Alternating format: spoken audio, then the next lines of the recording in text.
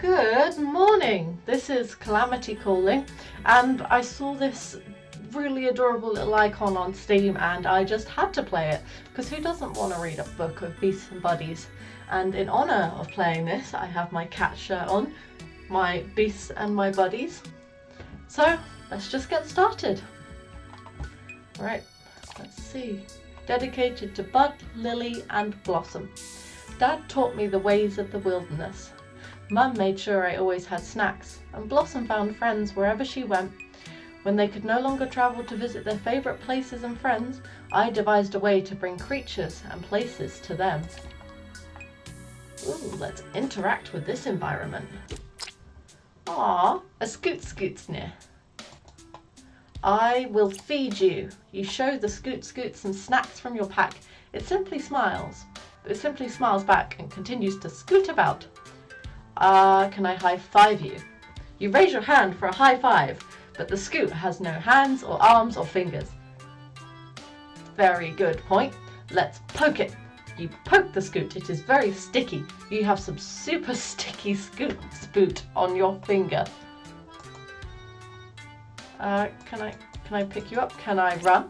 You realise you stepped in Scoot Spoot, which hampers your movement. However, the Scoot isn't chasing you, so your slow retreat is successful. Scooty Patootie. Hello. Let's interact with you. Oh, a wild gubbins appears. He reminds me of a character from Hilda. Can I high five you? You have arms. The gubbins gives you a high five. Aww. The gubbins doesn't seem interested in any snacks, but it gives you a hug anyhow. Oh, I would love a pet gubbins. Do you want to play hide and seek? There isn't anything dangerous to hide from, and there isn't any gubbins to hide from either. The gubbins is gone. You leave to look for gubbins. Aww. I will find some other things to feed you, Scooty Patootie. Hello, gubbins Gotus. Let's interact with you. A stony worm pokes its head out of the hole in the ground. Oh, it reminds me of Geodude. No, wrong one. You know the one I mean. I'm gonna feed you. You didn't bring any inorganic snacks that such a creature might find appetizing, but the worm appears to have unearthed a sapphire that it happily ingests. No, don't eat it! Jewelry! Wave. Perhaps because it has no arms, or possibly because its twin gemstone eyes are actually inert eye spots, the worm does not wave back. Poke it. The worst stony skin feels like living earth. The worm excretes a dusty toot. Magic. You contemplate casting stone to flesh on the earthen worm. You imagine it would become a flesh worm, craving your flesh. Never mind. You bravely run away. True neutral. Gemworms are reclusive silicon-based creatures that inhabit the deepest recesses of the earth, where they forage for rare minerals to consume. They are blind and perceive through taste, scent and sound. Gemworms excrete a dusty powder and communicate via flatulence in a combination of scent and sound. That sounds like teenage boys, honestly. Nope, no more information with you. Let's interact with whatever you are. Time seems to cease as you become lost in geometry so banal that you forget your own existence. Can I feed you? It has no mouth. Or discernible feature worth noting. Again, you shudder and fall unconscious. I'm going to poke it again. What's a level 5 vegan? Fine, I'll poke it then. Is it worth poking? Is anything worth poking? You are overcome with existential ennui and full unconscious. Dude, don't give me a crisis. Life is hard enough. The eldritch boar is incomprehensible madness, and to perceive it is the interpretation of a forgotten thought. Describing primordial ennui is engaging in infinite hyperbole. Can I not?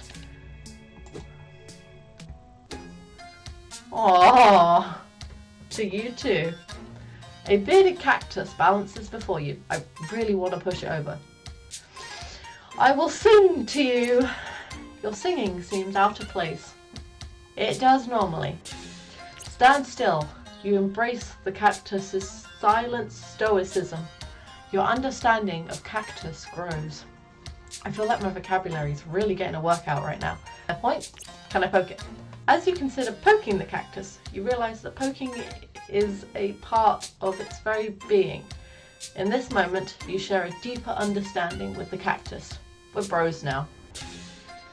We are bros, cactus, and there's nothing you can do about it. You feel a sense of misunderstanding and regret as you retreat.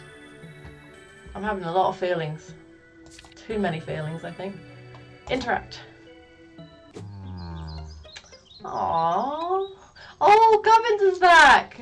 A colossal garden dragon floats before you. You look like a Pokemon and I love you. I will feed you. You glance down at your small snack pack, then watch the dragon inhale a hill and wash it down with a river. Alright. You climb onto the dragon's back and explore further. Oh, can I groom it? Oh, you don't have any tools sufficient for gardening. Can I picnic? You relax and snack upon the dragon's tranquil back. Explore. You explore the garden and wonder what secrets it might yield if only you could understand the dragon. I don't even understand myself, but I'd love to understand a dragon. You run barefoot across the dragon's lush back. The grass feels pleasant beneath your feet as you flee. No, there were other options. I want to do the things first. A colossal garden dragon floats before you. I want to poke it. You poke at the dragon's... English? You poke at the dragon's living body of earth and plant and ponder its existence. Never mind. You flee from the garden in fear of potential allergens. That's cool. I get really bad hay fever, like all year round.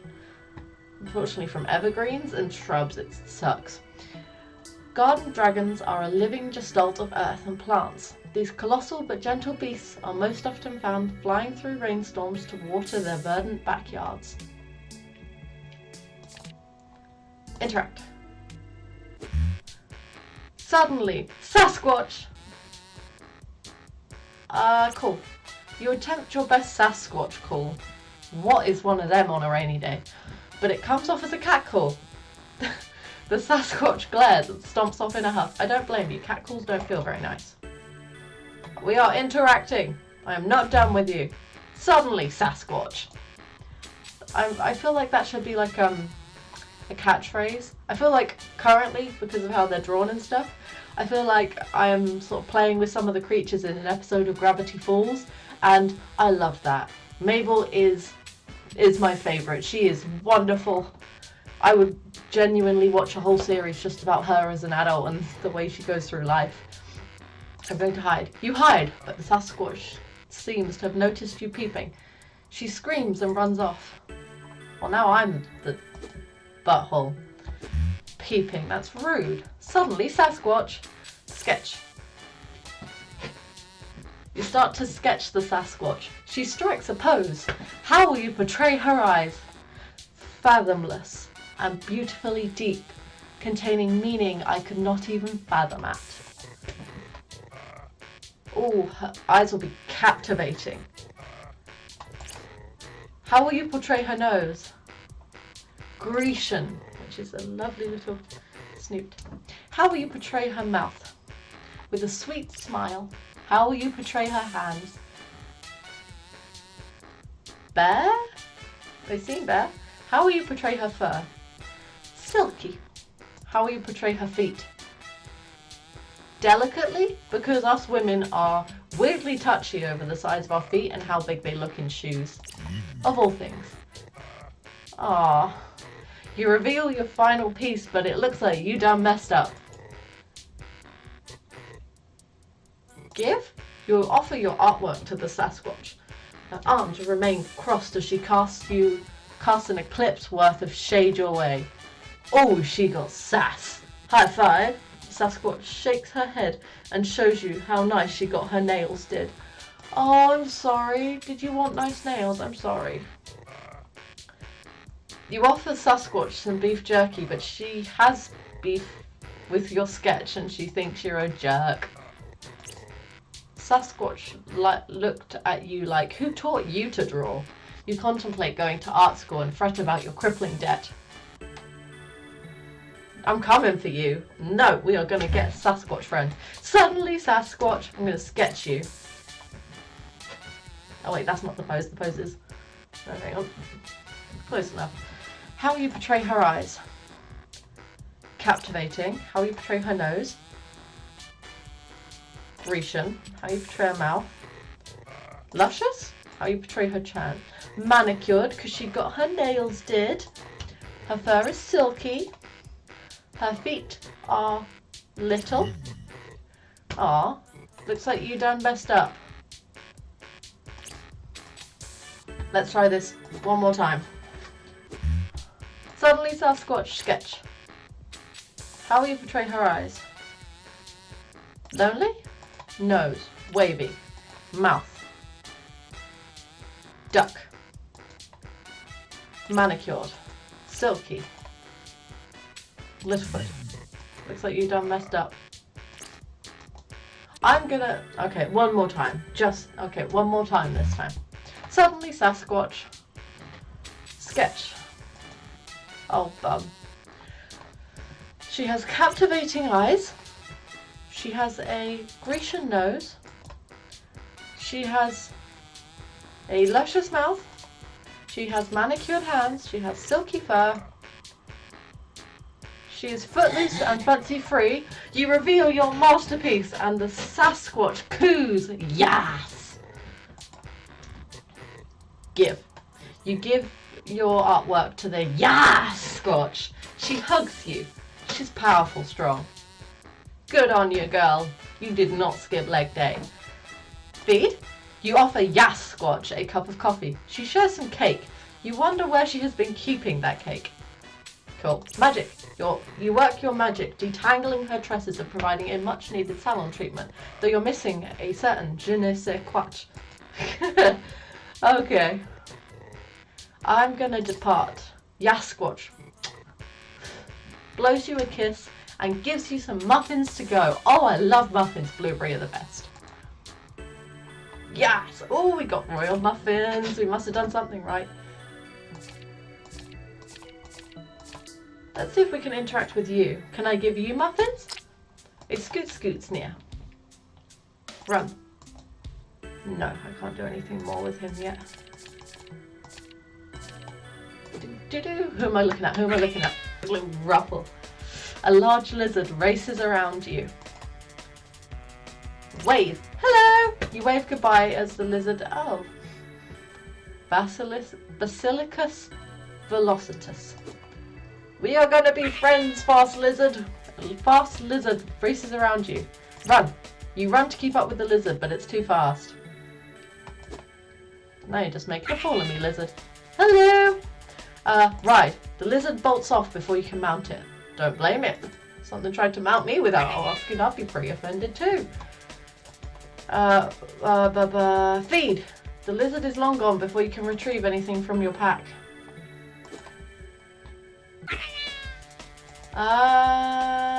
Wave. You wave goodbye as the lizard races off.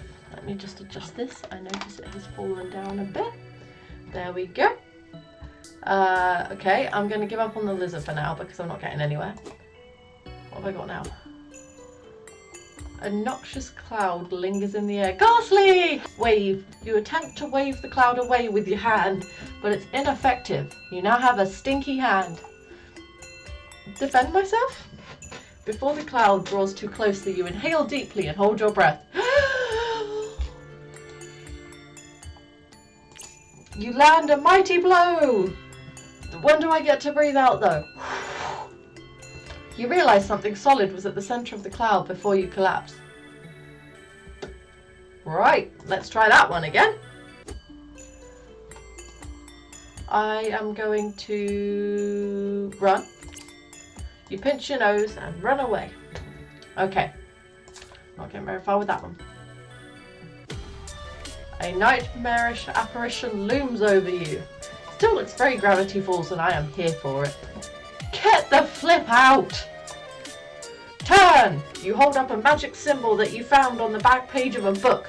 The wrath tears it and the book tatters, trapping you in eternal darkness. You awaken later from a cold sweat, fear still lingering from Psi Nightmare Omega. Or Ohm. Is it Ohm or Omega? I'll go for Omega now. Nightmarish apparition looms over you. Get the heck out! You try to flee from the wrath's 100 cackle fright. You're already dreadfully scared. Let's give this one last go. I said that last time, but it counts.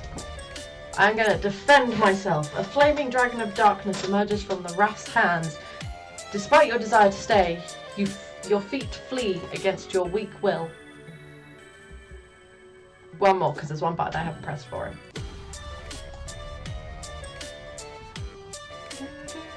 Oh wait, I did press all 4. Get the flip out.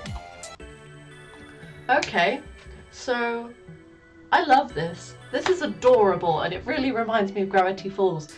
But I'm going to end this episode here. Wish you a very, very extra lovely day. Hopefully filled with lots of Gravity Falls inspired adventures. And on that note, I hope you have a lovely day and you do you.